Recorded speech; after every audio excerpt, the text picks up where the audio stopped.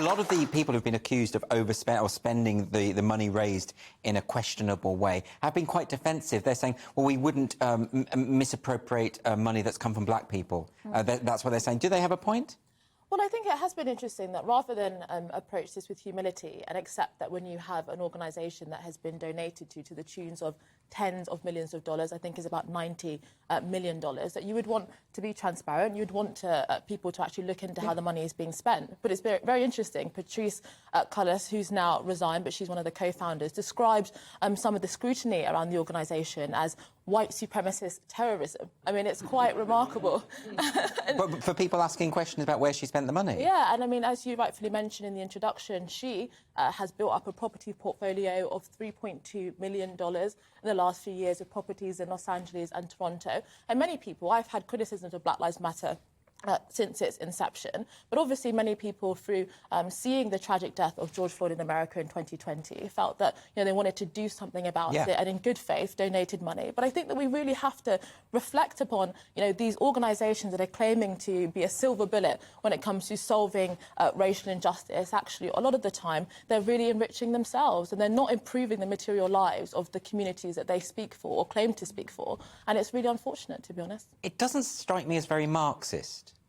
Not really. I mean, exactly. You would think that actually, if it was to do with Marxism or socialism, then you would be wanting to spend money on education, spend money on the criminal justice system and supporting the people at the bottom of society. But that's obviously opposite to what's really transpired. We've seen even Patrisse Cullors sign multi-million-dollar deals with Warner Brothers to produce content as well. I mean, the people that they are... What Marx would have wanted, right? Exactly, definitely.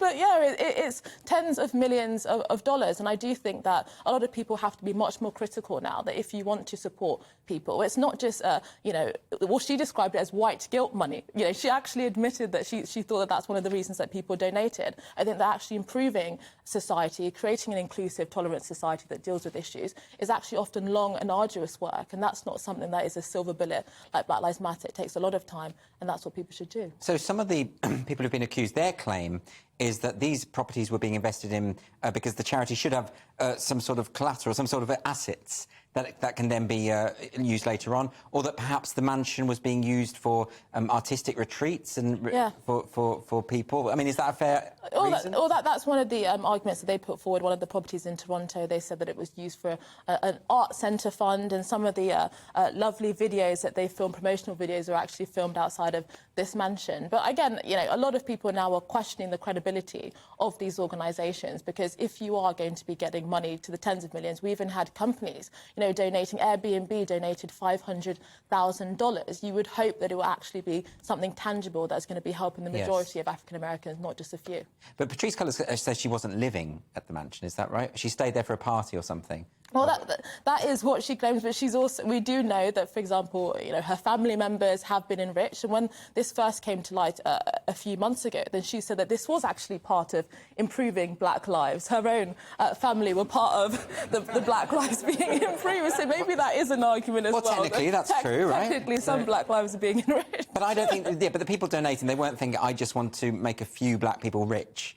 They were talking about systemic change, right? Well, it is interesting, though, because, I mean, it's not just actually the Black Lives Matter organisation that we saw. I mean, Twitter, for example, donated over $1 million to Ibram X. Kendi, one of the individuals that wrote the book How to Be an Anti-Racist. And, again, it does seem that a few individuals, Robin DiAngelo, another person, are the people that have made millions upon millions of dollars out of this movement. And, again, many people, rightfully and understandably so, saw what happened in America and was disgusted by it and wanted to do something. But actually, if we want to have change within society, we need much more. We need policies, we need a vision for the future, we need arguments, and not these kind of quick fixes that these people claim to resolve. But actually, oftentimes, it creates much more division within society. What about the fundamental claims? I mean, they talk about systemic racism, and you can see the way in which, for instance, I suppose housing policies of the past still have an effect on black families today who were sort of corralled into those areas. And so you can see that that does make sense. But there's sometimes, I know, when the idea of systemic racism is used, where there isn't any evidence for it, such as Princeton University being a systemically racist institution when the data simply doesn't corroborate that. So what do you make of these kind of claims? Yeah, I think America is very different to the UK, and I think that's one of the dangers of when the Black Lives Matter movement really exploded globally, because a lot of the American racial narrative was imported into the UK, and we know that there's some fundamental differences, such as the fact that, slavery was part and parcel of the founding of American society, and the fact that most black Britons kind of came to the UK in the post-war years, and so that history is kind of very different. And so oftentimes when we talk about, systemic racism, that's a kind of very Americanized narrative, and there are debates that go on in America that try and understand the problems there. I think that when it comes to the UK, we have to be very careful and not basically transmitting it wholesale. But indeed, there are undoubtedly problems in America with inequality, problems that have stemmed from historical injustice. But oftentimes, a lot of these new movements are very different to the old movements, as I'm sure many of your viewers will know, that actually, the principles of our kind of common humanity, the kind of Martin Luther King content of your character, not the colour of your skin, and recognising us for our contribution and what we've achieved as human beings is often seen as archaic now. Actually, this new movement says your racial identity is the fundamental prism to which you should view the world, that every interaction is riddled with racism, and from microaggressions is almost a kind of spectrum to, systemic oppression and injustice and violence. I think it does create these kind of very bad faith ways of relating to one another and does increase suspicion. And I do think that 2 years since the Black Lives Matter movement emerged on the world stage, I'm yet to see, the material benefit that it's really improved. I know a lot of families, mixed race families in particular, but families, communities, friendship groups, where race has become a wedge issue when it previously wasn't. And actually even polls done in the UK found that 55% of people in the UK think that racial division has actually increased. So I think that a lot of what's gone on in the last couple of years is only finally now coming out. But a lot of what was done in the name of doing good and tackling injustice has actually, unfortunately, increased a lot of division within society and enriched seemingly quite a few people. But I suppose a lot of it is well-intentioned, but it can, as you say, have a lot of these detrimental impacts, such as the American school in London racially segregating kids for after-school activities. I mean, no one wants to see that, surely.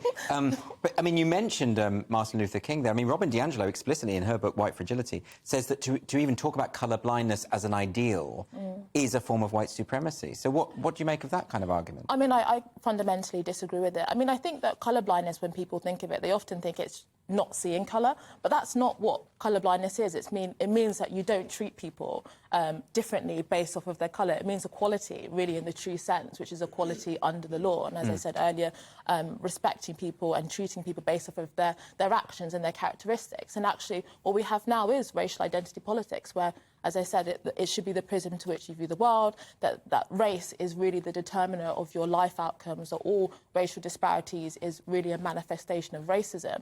And, white people are innately privileged, black people are innately victims. And I think that's a very pessimistic, demoralising way of viewing the world. And I think that it's actually ensuring that a whole generation of people growing up in a society that has unboundedly more opportunities than previous generations, actually thinking that that society is rigged against them. And I think that is not a recipe for combating racism, dealing with social injustice, and actually creating confident people that feel that they have agency and want to achieve things. So I'm happy that a lot of this is coming out now. But do you ever feel that there wasn't really much space to hear the kind of views that you just expressed? Because particularly at the time, if you remember, of the George Floyd killing and its aftermath, it became almost compulsory for people to declare fealty to this movement without necessarily understanding what the movement was about. And that might have been part of the problem here. Oh, absolutely. And I think that any movement, really, that relies on the fact that so many people within society are scared to express a different view